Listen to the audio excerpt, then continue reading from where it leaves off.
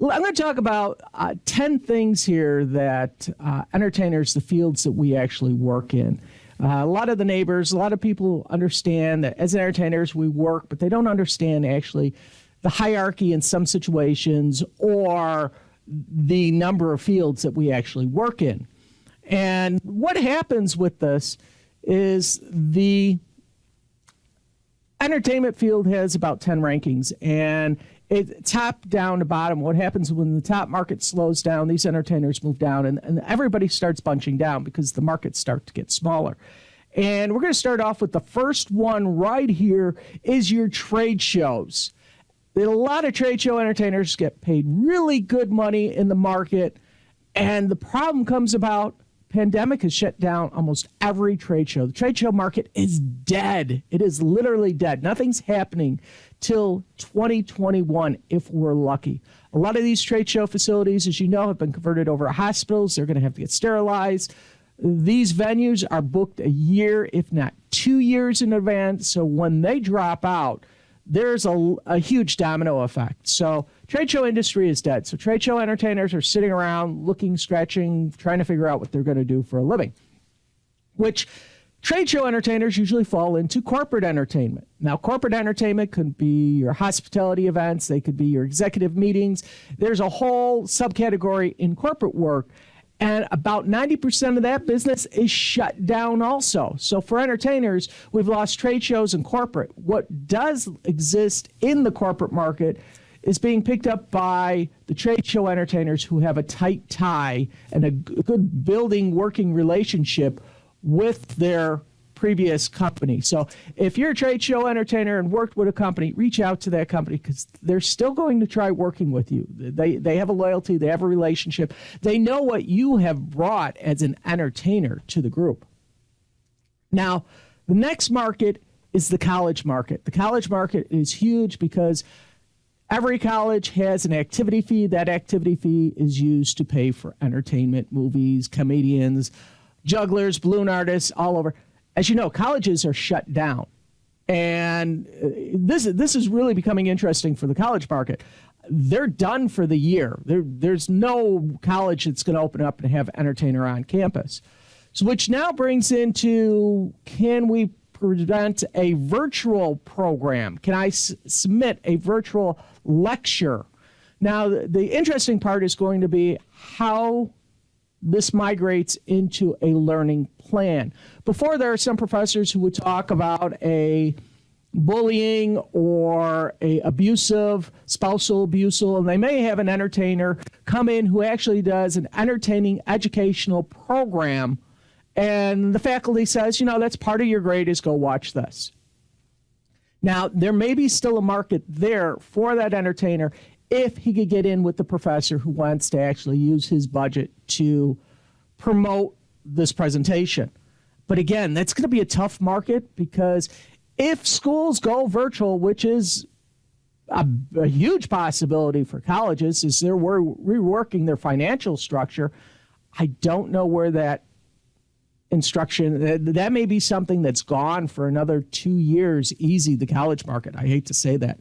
School assembly performers, these are your K through 8 entertainers. Some do high schools. Majority is K through 8.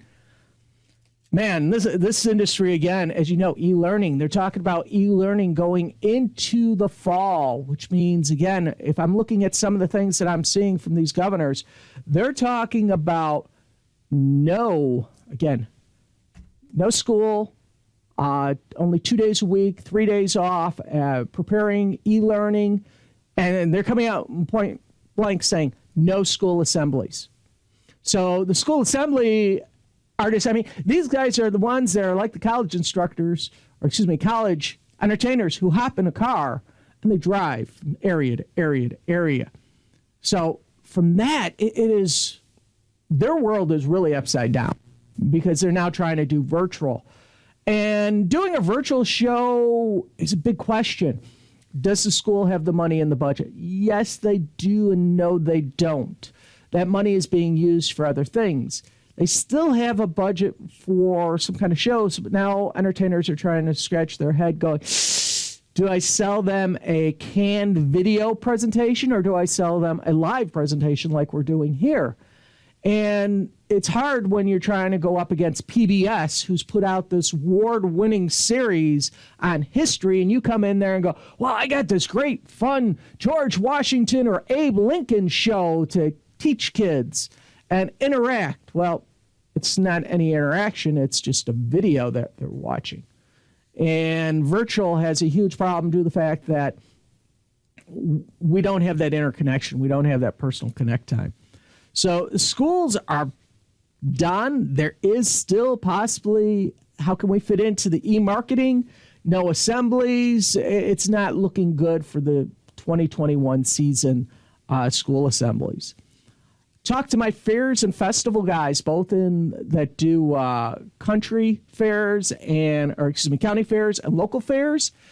Interesting. They're talking about new formats if they come back, and they're all based off of a Disney type format, and they're looking at Great America and these large amusement parks. And what they're originally doing is they're looking at it and saying, all right, can I allow X amount of people to come in? We know social distancing is not going to work in a large venue, especially at a fair or festival, because everybody's going to want to get on a tilt-a-wheel. They can't wash it down. The Ferris rides are going to be very difficult between cleaning and getting them up. Can they get them into the gaming area? They could play some games. Can they see the petting zoo? Yes, but everything's going to have to be distanced. So they're going to have to figure out how to do the distancing. And to do that is to limit the number of people that come in. Now, which brings up the question, how do you work ticket sales? Usually you just walk up to a fair and you go, hey, I need to buy 4 tickets, and you throw out your money. You can't do that anymore. So you're going to have to do online ticket sales either 24 hours before time, which is one thing they're considering, or the second is to have a lottery. You put your name in and your name is called, and then you go buy your tickets. So that is really interesting. Are they going to have like your local balloon artists there passing out balloons, or face painters? Probably not. Are they going to have stage shows? Yes, because you could have a full stage show like this and have everybody spread out, and you're keeping the social distancing. So that is a huge possibility. Now, libraries. Okay, this is roughly the sixth one, folks. If you're trying to keep count of how many categories we work in, this is the sixth category. So those trade show guys went to their corporate events and then went, well, there's not enough money in corporate events, kind of looked at their secondary market, which was college, who said, no, that's not working. Then they looked at the school market. Then they looked at their fairs and festivals. And be honest with you, the way most of these entertainers work is we start from the bottom and you work yourself all the way up to that top level. So we have a crunch of entertainers coming down, which is scary because the talent level is becoming very competitive. It's great entertainers who are getting thousands of dollars a show are now sitting there going, well, man, my $10,000 show is selling for $500. And the guy who is selling a $500 show, who is never qualified to do a $10,000 show, is going, man, how do I compete against this guy who's been on Americans Got Talent, who's been on TV, who's got 100,000 following to 1 million subscribers following their YouTube channel? How do you compete against that? And that's what we're seeing. And so the next market we drop into is the library market. Now, here's the good, the bad, and the ugly. The good. I love these librarians. Thank you very much for the service, what you do. You are the libraries that actually come out and say, Dale, we can't use you. Our program has been shut down, but we want to hire you next year. You're the first on our call list. Thank you. I appreciate that. The second one is we're trying to do a virtual show. Can you help us build a virtual show? We don't know how we're doing it. We're still trying. We have some kind of budget money. We can't give you normal money. They're willing to work with us, and entertainers are willing to work with them. So those are the good libraries. We love them. The bad libraries, and I hate to say they're bad libraries, but they're libraries who just came out and said, sorry, we've canceled the whole year. It's really not the librarian. It's the library executives who have just said, no, we can't handle this. We don't have technology. And they just shut everything down. So What used to be a big market now has gotten really small to either, yes, we're going to try doing something, to no. And here is the ugly. This is the ugly. I'm moving all the way back here. I don't even want to be close to the monitor when I talk about the ugly. These are the library districts that, and in Illinois, we have each individual library. In like Arizona or California, Indiana, they have districts or regions. Even Washington, I think, has a region. And they may encompass anywhere from 5 to 200 libraries that's controlled by maybe 2 or 3 individuals. And you pitch your program to one person, and then they say, oh, we have 75 libraries that we'd like to do that show at, which is really easy for an entertainer because you're talking marketing to one person. But here's the drawback. They're now coming back and asking performers, and this is the ugly. Oh, man, is this ugly. When they come out and say, we'll double your pay, but we want to stream your entire show to all 200 libraries. Do the math on this. We'll double your pay for your show. So instead of doing one show, you do 2 shows. And instead of doing 200 libraries, we're going to show it to all the libraries. Entertainers are having a hard time swallowing this. This is the ugly because we're not charging $20,000 for the show. You know, you're talking under $500 that they want to broadcast to 200 locations. They want to do it for an entire week. And for entertainers, we're looking at that going, no, that doesn't work. So a lot of entertainers are dropping out of the library market just because of this mindset of one show for 200 libraries. And we understand libraries, yes, you're redoing your budget, you're buying splash shields, you're buying disinfectant. It's a whole different world that you're in.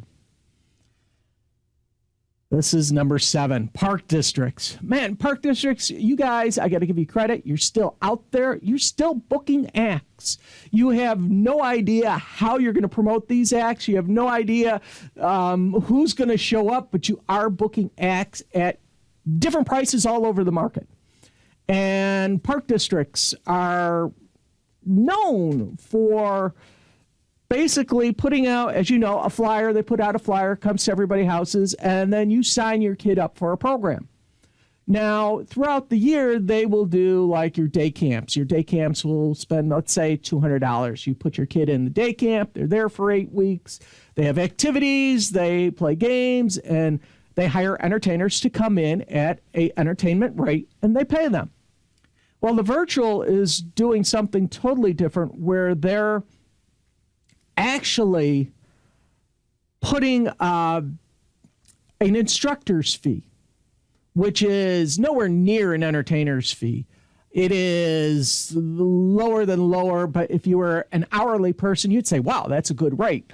But from an entertainment point, they're asking for instructors to teach classes, which, again, is part of their whole format is teaching, and they're doing virtual.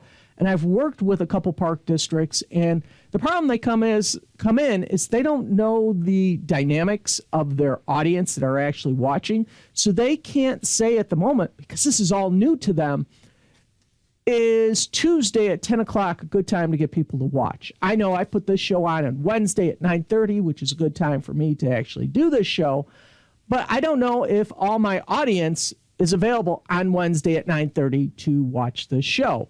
You may be at work, or you may be taking care of your kids, doing homework. So the park district is really struggling with what time is a good time to actually put on a show. And they don't know how many people will get through. So this all unknown to them is something that they don't have a budget for. And their fairs and festivals are gone. So they're not sure what they're doing, but they're doing something, which I applaud. Thank you, because you're actually doing something and not sitting on the sidelines trying to do nothing. Park districts, great job. Restaurant entertainment. Oh, man, this is ugly. I want to back up here a little. Restaurant entertainers, I posted in my restaurant group 9 things that restaurant owners are struggling with right now. And entertainment is nowhere near on that list. So if your state's opening up, don't expect that you're going, I'm going to come in and start twisting balloons and call that manager. It's not going to work. It's that simple. Restaurant entertainment is down. I don't know when it's going to come back.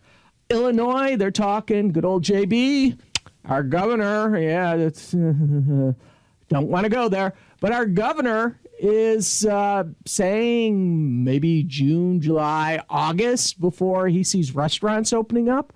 And if that's the case, that's killed the whole summer for restaurants, which are summer tourists. I actually put in the restaurant group the number of restaurants. There's a site that lists restaurants that are going out of business. So you may want to go over there and check out the restaurant group if you're not part of that as an entertainer. This is number 9. This is the saving grace for entertainers, private parties. No, it's not actually coming in and doing a party in a house. It may be doing a virtual show, a Zoom show. That is still being popular. And that's one of the biggest sells for entertainers right now are these virtual shows, birthday parties, word of mouth. Now, will this change in the next couple months? Fingers crossed that we may get parties at 10. Parties of 50 is going to be another, oh my gosh, August, September, maybe if we get into that in Illinois, the way things are crawling. So with that being said, we may find in July a party of 10 for a birthday party. So you may be able to go to a home house and find that there's 8 kids there, 2 adults, and the entertainer. They're probably going to push it to 12. It's not going to be 10. Let's be realistic. I mean, we're entertainers. We tell people, 15 kids, we show up and there's 20 kids. Oh, there's just 5 more. That's going to happen with this recommendation. They're going to say 10. We know we're going to show up and there's going to be 15 to 20 there.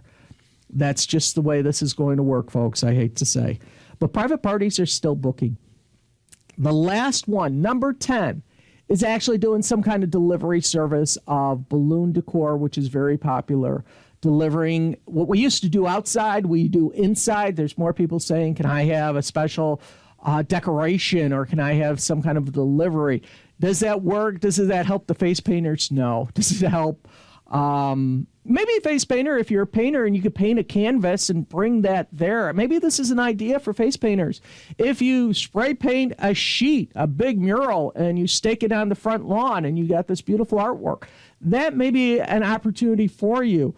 I've heard of people actually sidewalk entertaining where they are hired to juggle out on the sidewalk while people are social distancing, where they put on a little show for the birthday child. These are all things that are still slightly working, but that's the best market. So now I've talked about 10 fields here, from trade shows all the way down to doing personal delivery. We have gone down, and the biggest question we have as entertainers, can we afford to do what we're doing for as a living? Due to the fact that each one of these drops down in value, we have a bad economy, people out of work, those people who are working are saving their money, trying to pay off their debt, they're not hiring entertainers. So from that point, we are in a huge struggle. But hopefully this list of things that I've talked about is going to help you. And sadly, there are a lot of great entertainers who are just walking away from this field due to the fact that this is going to be the toughest, hardest time they've ever had landing a job. Those people who are part-time people who just were in it for the quick buck, they're going to be disappearing. The guys that, like my age, I'm 55. How many years can I bang out doing this if it dries up for 3 years? I know some guys who have basically just said, 3 months ago was my last show. And they're literally walking away due to the fact that it is becoming very difficult to make a living in the entertainment field, not only because we cannot contact people, we cannot perform what we've done for years and what we love to do, but the money is just drying up. And they're, desperate times call for desperate matters. People are lowering their rates. It is crazy. It's the wild, wild west out there. And, all we can do is hope for the best. That's all I can do. So I'm here. Sorry, this Wednesday isn't that cheerful. I meant to be, woo! But this is my life, folks. This is what's actually going on in the entertainment field. So if you got an entertainer that This is our life. It's a more of a battle than we've ever done before. It is something that hopefully everyone's going to walk away as a winner. So with that, do me a favor. If you haven't gone out to my website, I hardly promote it. It's mbd2.com. I'll put a link on here. Go out to my website. I do have a blog. I'm going to put a right to the link to my blog. Go out and look at my blog. I'm going to also put a link to my YouTube channel. Go out, look at my YouTube channel, subscribe to my YouTube channel. That's how you can help me out. If you're an entertainer and you found any of this information useful, help me out. Subscribe to my blog. Subscribe to my YouTube channel. That is where you could pay me back and applaud for what I do. So I hope you guys have a great day. Be safe, be healthy, be wise. I'm out of here. Enjoy. Have a great day. Bye-bye. Do me a favor. Subscribe to this channel right now. Better yet, find the bell, click on the bell, and be notified with all the new videos. Or if you're an Instagram junkie, make sure you follow me on Instagram.